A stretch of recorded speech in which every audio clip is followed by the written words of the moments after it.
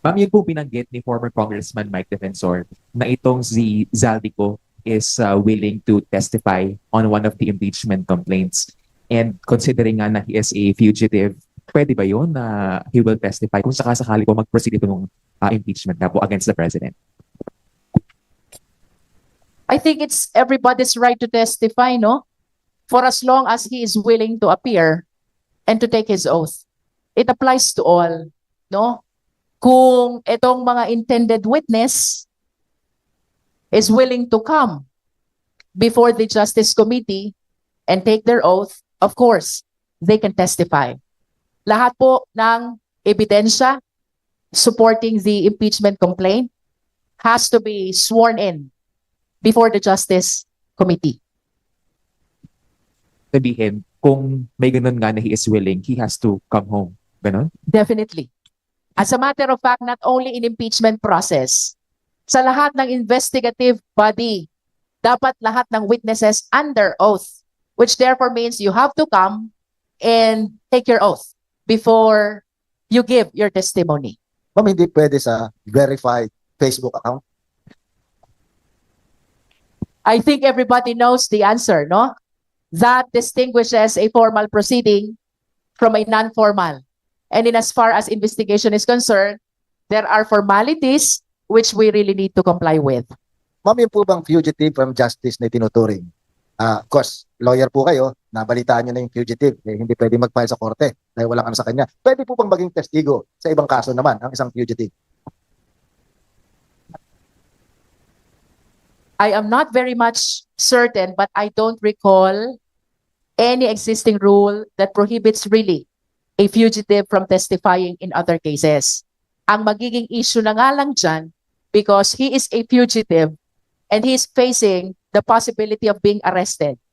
Will he be willing to compromise that possibility of being arrested to be able to appear before any investigative body?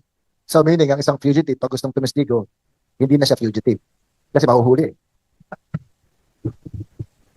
Ma'am, tapos to clarify lang din yung binanggit niyo po kanina, yun pong sinasabi na hindi pagtanggap ng office ng ni House Secgen, yun po ay discretion ng kanyang opisina. Tama po. What I said is, as to the manner by which the office of the Secgen will discharge her function in transmitting the same immediately to the Speaker, it depends on the discretion of the Secretary General. I am referring to the interpretation of the word immediately. Pagamit lang ng mic para kinig na lahat yung tanong. Hello, hello. Kung possible kaya na mag-testify si Zaldico via video conferencing and mag-take oath siya, for example, sa isang embahada, is that a possibility? Ano po bang ano nyo? Ano po ba yung sinasabi ng rules dito kapag impeachment? Mag-testify siya. I haven't seen that under the rules. Ang nasa ilalim po ng rules ng impeachment, dapat sa Justice Committee Chair, panunumpaan lahat ng affidavits and counter affidavits. And that includes the giving of testimony before the Justice Committee. Alam mo, sa totoo lang, I haven't spoken with the members of the Justice Committee because most of them are there in respective districts right now, no? Kami po'y naka-recess pa at sa Monday pa magre-resume ang session. And normally, pag ganito pong recess, we address our problems and concerns in our respective district. Umiikot po sila para kumustahin ang kanilang mga constituents. That's what we do during recess, no? Hello. If the question is the preparation, wala pa po kaming napapag-usapan. But I can share with you that I went back to my reading materials already because I am anticipating that at least one, no? It can be two, it can be three, it can be more, but definitely it should be at the same time.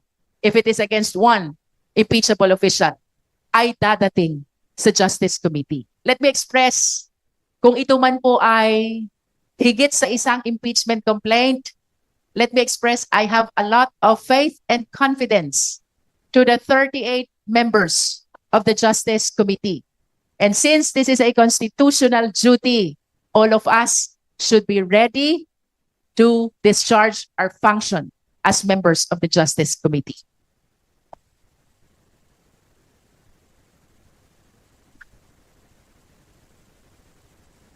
Power ng SecGen. May power ba ang SecGen na hindi tanggapin ang isang impeachment complaint if ever na nandito man yung SecGen?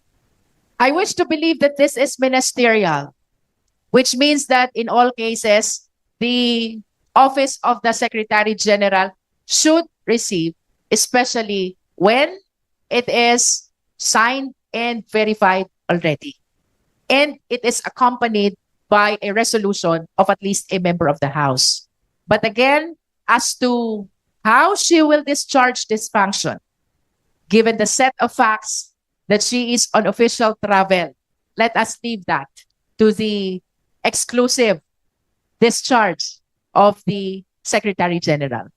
Ang complaint yata na Makabayan Black tsaka yung isa pang sila Attorney Topacio, rejected na yung nila, complaints. I Hindi think pa. it's only the Secretary General who can answer that. Whether it is rejected or it can be accepted later on, once we resume, it all depends on our section. Anong oras nga po ang session sa Monday? Session normally starts at 3 p.m. 3 p.m.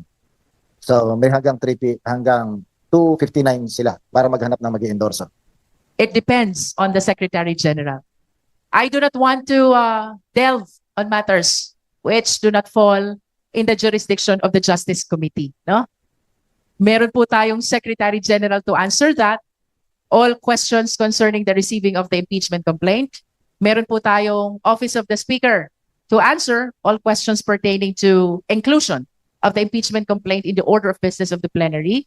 At meron din po tayong all members of the House to comment on the referral of the impeachment complaints to the Justice Committee. Ma'am, sino po ang may kapangyarihan na magdetermina o magdesisyon kung ano ang unang itatransmit sa hanay ng mga complaints? Assuming that all of them are already in the plenary, then it depends on all the members of the House of Representatives. No single person.